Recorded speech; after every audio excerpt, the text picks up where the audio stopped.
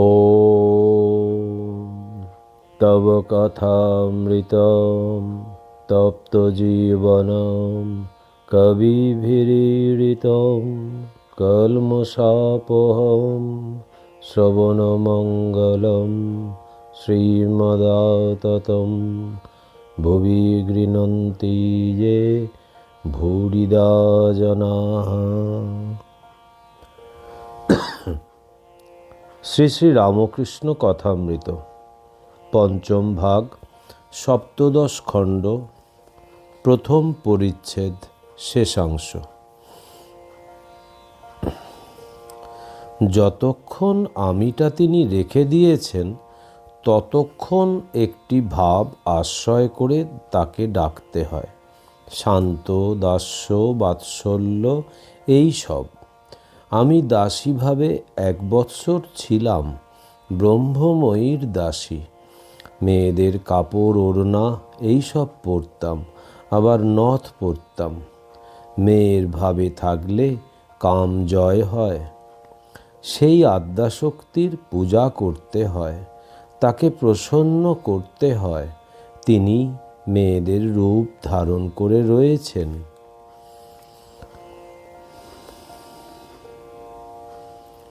তাই আমার মাতৃভাব অতি শুদ্ধ ভাব। তন্ত্রে বামাচারের কথাও আছে, কিন্তু সে ভালো নয়, পতন হয়, ভোগ রাখলেই ভয়। মাতৃভাব যেন নির্জলা একাদশী, কোনো ভোগের গন্ধ নাই। আর আছে ফলমূল খেয়ে একাদশী, আর লুচি চক্কা খেয়ে একাদশী। আমার নির্জলা একাদশী। আমি মাতৃভাবে ষোড়শীর পূজা করেছিলাম। দেখলাম স্তন মাতৃস্তন, যোনি মাতৃযোনি। এই মাতৃভাব সাধনের শেষ কথা। তুমি মা, আমি তোমার ছেলে, এই শেষ কথা। সন্ন্যাসীর নির্জলা একাদশী। সন্ন্যাসী যদি ভোগ রাখে তাহলেই ভয়। কামিনী কাঞ্চন ভোগ, যেমন থুতু ফেলে আবার থুতু খাওয়া। টাকা কড়ি, মান সম্ভ্রম, ইন্দ্রিয় সুখ, এই সব ভোগ। সন্ন্যাসীর ভক্ত স্ত্রীলোকের সঙ্গে বসা বা আলাপ করাও ভালো নয়। নিজের ক্ষতি আর অন্য লোকেরও ক্ষতি। অন্য লোকের শিক্ষা হয় না, লোকশিক্ষা হয় না। সন্ন্যাসীর দেহধারণ লোকশিক্ষার জন্য। মেয়েদের সঙ্গে বসা কি বেশিক্ষণ আলাপ, তাকেও রমণ বলেছে। রমণ 8 প্রকার। মেয়েদের কথা শুনছি, শুনতে শুনতে আনন্দ হচ্ছে, ও একরকম রমণ। মেয়েদের কথা বলছি, কীর্তনম, ও একরকম রমণ। মেয়েদের সঙ্গে নির্জনে চুপি চুপি কথা করছি, ও একরকম। মেয়েদের কোনো জিনিস কাছে রেখে দিয়েছি, আনন্দ হচ্ছে, ও একরকম। স্পর্শ করা একরকম। তাই গুরুপত্নী যুবতী হলে পাদস্পর্শ করতে নাই। সন্ন্যাসীদের এই সব নিয়ম। সংসারীদের আলাদা কথা। 2-1টি ছেলে হলে ভাই ভগ্নির মতো থাকবে, তাদের অন্য 7 রকম রমণে তত দোষ নাই। গৃহস্থের ঋণ আছে, দেব ঋণ, পিতৃঋণ, ঋষি ঋণ, আবার মাগগণও আছে, মাগঋণও আছে। 1-2টি ছেলে হওয়া আর সতী হলে প্রতিপালন করা। সংসারীরা বুঝতে পারে না কে ভালো স্ত্রী, কে মন্দ স্ত্রী, কে বিদ্যাশক্তি, কে অবিদ্যাশক্তি। যে ভালো স্ত্রী, বিদ্যাশক্তি, তার কাম ক্রোধ এসব কম, ঘুম কম, স্বামীর মাথা ঠেলে দেয়। যে বিদ্যাশক্তি, তার স্নেহ, দয়া, ভক্তি, লজ্জা এই সব থাকে। সে সকলেরই সেবা করে বাৎসল্যভাবে, আর স্বামীর যাতে ভগবানে ভক্তি হয় তার সাহায্য করে। বেশি খরচ করে না, পাছে স্বামীর বেশি খাটতে হয়, পাছে ঈশ্বর চিন্তার অবসর না হয়। আবার পুরুষ মেয়ের অন্য অন্য লক্ষণ আছে।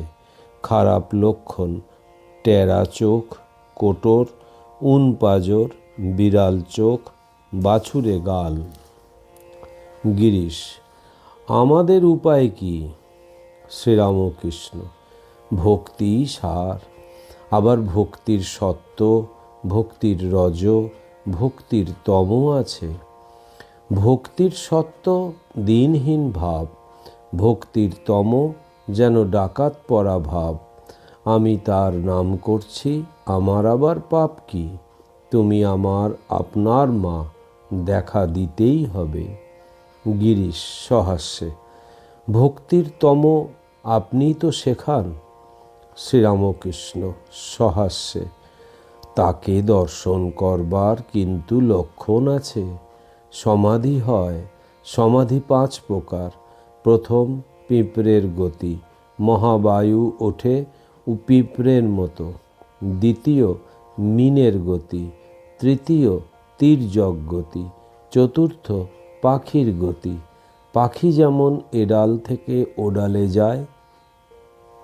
পঞ্চম, কপিবৎ, বানরের গতি।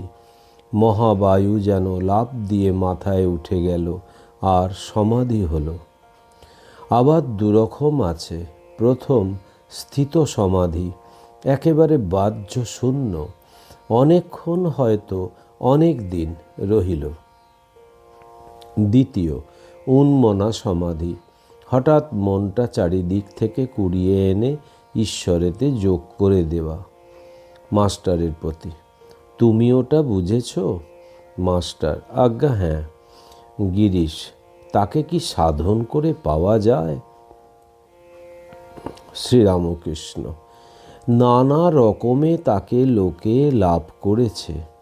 কেউ অনেক তপস্যা সাধন ভজন করে সাধন সিদ্ধ, কেউ জন্মাবধি সিদ্ধ, যেমন নারদ, শুকদেবাদি, এদের বলে নিত্য সিদ্ধ। আবার আছে হঠাৎ সিদ্ধ, হঠাৎ লাভ করেছে, যেমন হঠাৎ কোনো আশা ছিল না, কেউ নন্দবসুর মতো বিষয় পেয়ে গেছে। দ্বিতীয় পরিচ্ছেদ: গিরিশের শান্ত ভাব, কলিতে শূদ্রের ভক্তি ও মুক্তি। শ্রীরামকৃষ্ণ: আর আছে স্বপ্ন সিদ্ধ আর কৃপা সিদ্ধ। এই বলিয়া ঠাকুর ভাবে বিভোর হইয়া গান গাহিতেছেন। শ্যামাধন কি সবাই পায়, অবোধ মন বোঝে না একই দায়। শিবেরই অসাধ্য সাধন, মন মজানো রাঙা পায়। ইন্দ্রাদি সম্পদ সুখ তুচ্ছ হয়, যে ভাবে মায়। সদানন্দ সুখে ভাসে, শ্যামা যদি ফিরে চায়। যোগীন্দ্র মুনীন্দ্র ইন্দ্র, যে চরণ ধ্যানে না পায়। নির্গুণে কমলাকান্ত, তবু সে চরণ চায়। ঠাকুর কিয়ৎক্ষণ ভাবাবিষ্ট হইয়া রহিয়াছেন। গিরিশ প্রভৃতি ভক্তেরা সম্মুখে আছেন। কিছুদিন পূর্বে স্টার থিয়েটারে গিরিশ অনেক কথা বলিয়াছিলেন, এখন শান্ত ভাব। শ্রীরামকৃষ্ণ গিরিশের প্রতি: তোমার এ ভাব বেশ ভালো, শান্ত ভাব। মাকে তাই বলেছিলাম, মা ওকে শান্ত করে দাও, যা তা আমায় না বলে। গিরিশ মাস্টারের প্রতি: আমার জিভ কে যেন চেপে ধরেছে, আমায় কথা কইতে দিচ্ছে না। শ্রীরামকৃষ্ণ এখনও ভাবস্থ, অন্তর্মুখ। বাহিরের ব্যক্তি বস্তু ক্রমে ক্রমে সব ভুলে যাচ্ছেন। একটু প্রকৃতিস্থ হইয়া মনকে নাবাচ্ছেন। ভক্তদের আবার দেখিতেছেন মাস্টার দৃষ্টে। এরা সব সেখানে দক্ষিণেশ্বরে যায়। তা যায় তো যায়, মা সব জানে। প্রতিবেশী ছোকরার প্রতি: কি গো, তোমার কি বোধ হয়, মানুষের কি কর্তব্য? সকলে চুপ করিয়া আছেন। ঠাকুর কি বলিতেছেন যে ঈশ্বর লাভই জীবনের উদ্দেশ্য? শ্রীরামকৃষ্ণ নারায়ণের প্রতি: তুই পাস করবি নি? ওরে পাশমুক্ত শিব, পাশবদ্ধ জীব। ঠাকুর এখন ভাবাবস্থায় আছেন। কাছে গ্লাস করা জল ছিল, পান করিলেন। তিনি আপনা আপনি বলিতেছেন, কই ভাবে তো জল খেয়ে ফেললুম। এখনো সন্ধ্যা হয় নাই। ঠাকুর গিরিশের ভ্রাতা শ্রীযুক্ত অতুলের সহিত কথা কহিতেছেন। অতুল ভক্ত সঙ্গে সম্মুখেই বসিয়া আছেন। একজন ব্রাহ্মণ প্রতিবেশীও বসিয়া আছেন। অতুল হাইকোর্টের উকিল। শ্রীরামকৃষ্ণ অতুলের প্রতি, আপনাদের এই বলা, আপনারা দুই করবে, সংসারও করবে, ভক্তি যাতে হয় তাও করবে। ব্রাহ্মণ প্রতিবেশী, ব্রাহ্মণ না হলে কি সিদ্ধ হয়?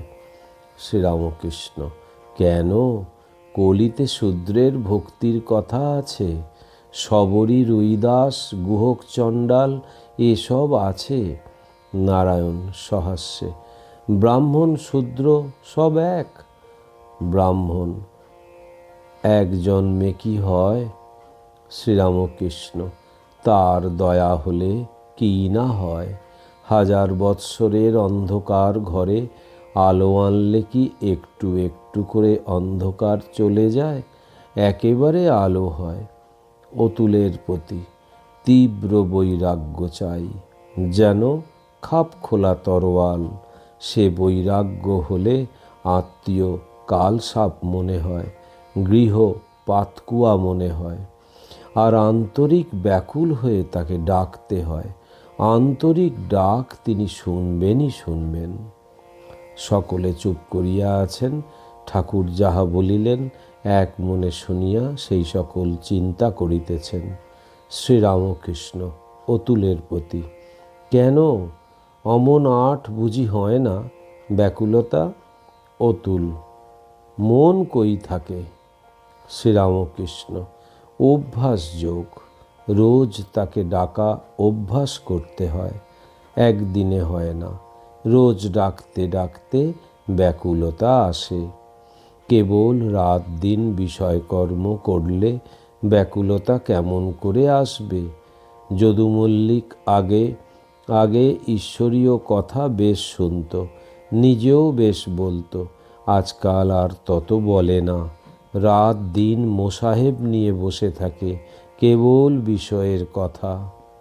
সন্ধ্যা হইল, ঘরে বাতি জ্বালা হইয়াছে। শ্রীরামকৃষ্ণ ঠাকুরদের নাম করিতেছেন, গান গাহিতেছেন ও প্রার্থনা করিতেছেন। বলিতেছেন, হরি বল, হরি বল, হরি বল। আবার রাম রাম রাম। আবার নিত্য লীলাময়ী, ওমা উপায় বলো মা, শরণাগত শরণাগত শরণাগত। গিরিশকে ব্যস্ত দেখিয়া ঠাকুর একটু চুপ করিলেন। তেজচন্দ্রকে বলিতেছেন, তুই একটু কাছে এসে বস। তেজচন্দ্র কাছে বসিলেন। কিয়ৎক্ষণ পরে মাস্টারকে ফিসফিস করিয়া বলিতেছেন, আমায় যেতে হবে। শ্রীরামকৃষ্ণ মাস্টারের প্রতি, ও কি বলছে? মাস্টার, বাড়িতে যেতে হবে তাই বলছে। শ্রীরামকৃষ্ণ, আমি ওদের অত টানি কেন? ওরা নির্মল আধার, বিষয় বুদ্ধি ঢোকেনি। বিষয় বুদ্ধি থাকলে উপদেশ ধারণা করতে পারে না। নূতন হাঁড়িতে দুধ রাখা যায়, দই পাতা হাঁড়িতে দুধ রাখলে দুধ নষ্ট হয়। যে বাটিতে রসুন গুলেছে সে বাটি হাজার ধো, রসুনের গন্ধ যায় না। তৃতীয় পরিচ্ছেদ।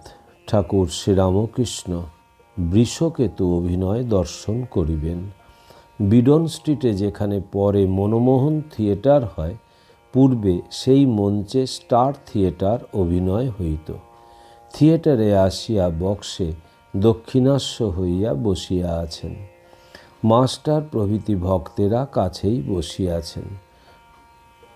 ঠাকুর শ্রীরামকৃষ্ণ মাস্টারের প্রতি, নরেন্দ্র এসেছে? মাস্টার, আজ্ঞে হ্যাঁ। অভিনয় হইতেছে। কর্ণ ও পদ্মাবতী করাত দুই দিকে দুইজন ধরিয়া বৃষকেতুকে বলিদান করিলেন। পদ্মাবতী কাঁদিতে কাঁদিতে মাংস রন্ধন করিলেন।